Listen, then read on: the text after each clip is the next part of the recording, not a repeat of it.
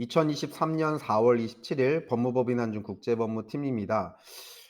지난번에 FOB라든가 CIF 같은 이제 무역 거래 용어를 정리를 한번 했었는데, 오늘 그 인코텀즈죠. 인터내셔널 커머셜 텀즈라고 하는 국제 상업 용어, 그중에서 이제 그 운송 조건에 대해서 조금 더 알아보는 시간을 갖도록 하겠습니다. CFR이라든가 CIF라든가 DDP라든가 수출자와 수입자의 입장에서 뭐 처음에 계약을 할 때 구두 계약이든 서면으로 계약을 하든 또는 인보이스든 퍼체이즈 오더든 어떤 식으로든 이제 무역 거래를 할 때 계약을 하게 되는데, 약정을 하게 되는데, 이때 인코텀즈라고 하는 이 국제 상업 용어를 써서 상업용 인보이스를 발행을 하게 되는데, 이때 이제 운송 조건에 대해서 좀 철저하게 알아보고 진행을 하셔야 뭐 피해가 없거나 아니면 이제 매출이나 수익을 내는데 유리하게 어 적용할 수 있을 겁니다.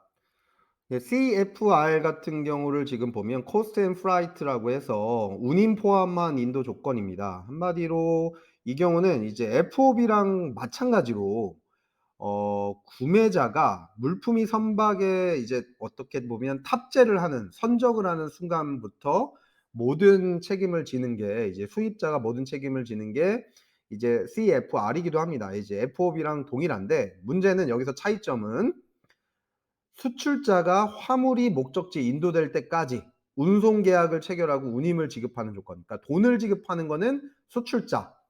그러나 위험 부담이나 손실은 이제 선적한 이후에 발생하는 모든 손실이나 위험 부담은 수입자가 부담하는 거. 그런 부분에 대해서는 이제 위험 부담 관련해서는 FOB랑 동일하나 비용을 지급하는 거, 운송에 대한 운임을 지급하는 것을 수출자가 하는 것을 CFR이라고 합니다. FOB랑 조금 차이가 있습니다. 그래서 수출자랑 수입자랑 어떻게 보면 무역 약정을 할 때 FOB로 안 하고 CFR도 한다. 그러면 이제 수출자 입장에서는 그냥 뭐 똑같은 거겠지. 위험 부담이 똑같네. 수입자가 부담 안 해라고 하고 덜커덕 체결을 했는데, 나중에 보니까 운송 계약을 체결하고 운임도 수출자가 지급해야 되는 그런 경우, 배보다 배꼽이 커질 수도 있는 그런 경우가 생길 수도 있기 때문에 주의를 하셔야 될 것 같습니다. CFR은 FOB랑 그러한 차이점이 있습니다. 자, 그러면 CIF는 무엇이냐? 여기에 인슈어런스가 추가된 겁니다. 이제 처음에 방금 전 화면에 CFR을 이제 봤는데, CFR은 운임 포함한 인도 조건이라고 설명을 드렸습니다. 그런데 CIF는 이제 중간에 인슈어런스라는 보험료를 이제 추가로 부담을 해야 되는 그런 조건입니다. 그래서 수출자 또는 판매자는 최소한의 운송에 필요한 보험 비용을 지불해야 되는 그런 조건입니다. 그래서 수입자가 만약에 이렇게 이제 수입자랑 수출자랑 CIF로 계약을 했는데, 갑자기 이제 수입자가 우리는 포괄적인 보험이 필요합니다 라고 하면 이제 추가적인 약정이 될 수도 있겠지만, 어쨌든 이 수출자는 인슈어런스 관련해서 수입자한테 이제 협의를 해야 되겠지만, 어쨌든 포괄적인 보험료가 좀 높아지는 경우들이 있겠죠. 그럴 경우까지도 생각을 해서 추가적으로 부담을 해야 되는 그런 경우들.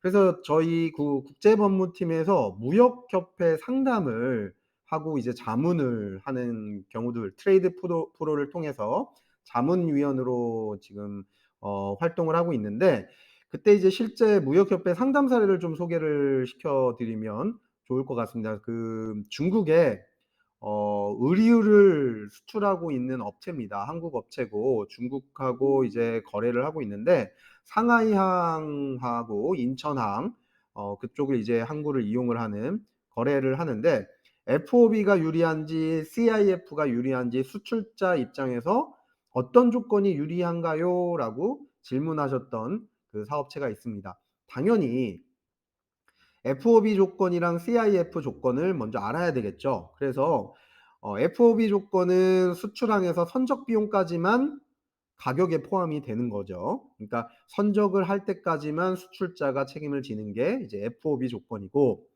CIF 조건은 이제 도착항, 상하이까지 이제 도착을 하는데, 목적지 항까지 도착하는데 필요한 해상 운임과 보험료까지 모두 다 이제 가격에 포함된 그런 부분이기 때문에 어떻게 보면 이제 수출자 입장에서는 당연히 FOB 조건이 가격 책정도 간편하고 그렇게 되는 것이고, CIF는 어떻게 보면은 이제 통으로 계약을 할 때 우리가 운임을 포함해서 인도를 하는 조건이 있으니, 그러면 가격을 무역 거래를 하는 전체 가격을 어떻게 이제 "수출 대금을 어떻게 진행을 합시다."라고 협상을 미리 하셔야 되겠죠. 그러니까 수출자 입장에서 같은 가격이라면, 수출 대금이 같은 가격이라면 FOB가 훨씬 부담이 적다. 그런 부분들로 자문을 했던 사례가 있습니다. 자, 다음입니다. DDP.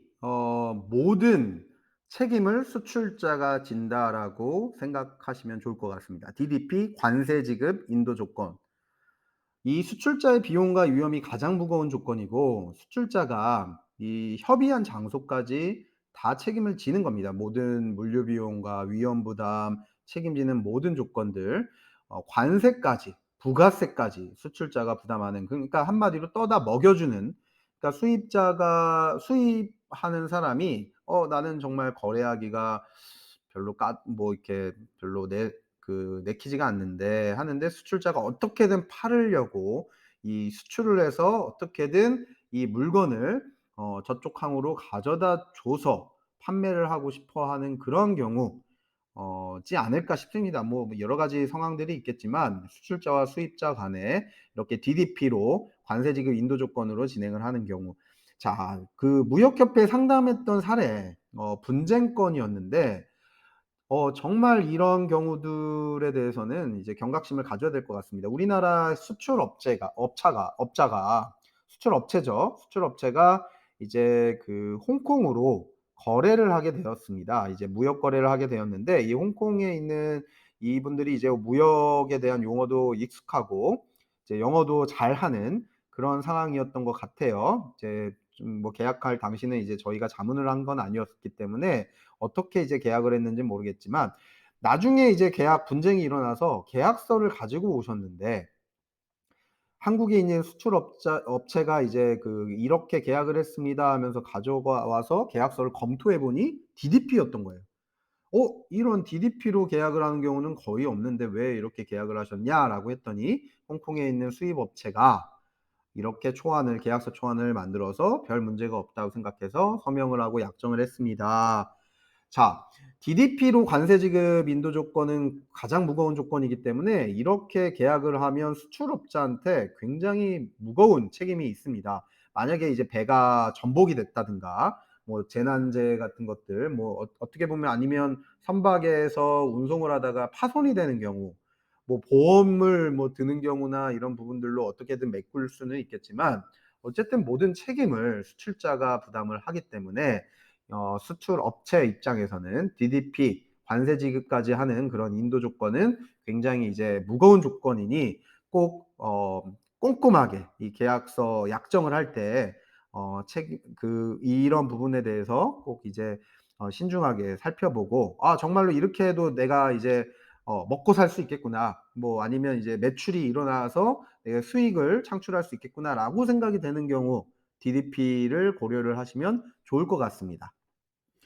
네, 방금도 말씀드렸듯이 그 국제법무팀에서 무역 거래 관련된 이제 무역 분쟁이나 무역 계약서, 이제 수출 계약서, 뭐 수입 계약서 등등, 아니면 뭐 라이센스 계약 같은 걸로 이제 해외에 이제 판권을 파는 경우들도 있겠죠. 여러 가지 이제 계약 관련된 자문을 하고 있습니다. 그래서 국제법무팀에 상담을 의뢰를 하시기 위해서는 이제 화면에 나와 있는 정보로 연락을 주시면 감사하겠습니다.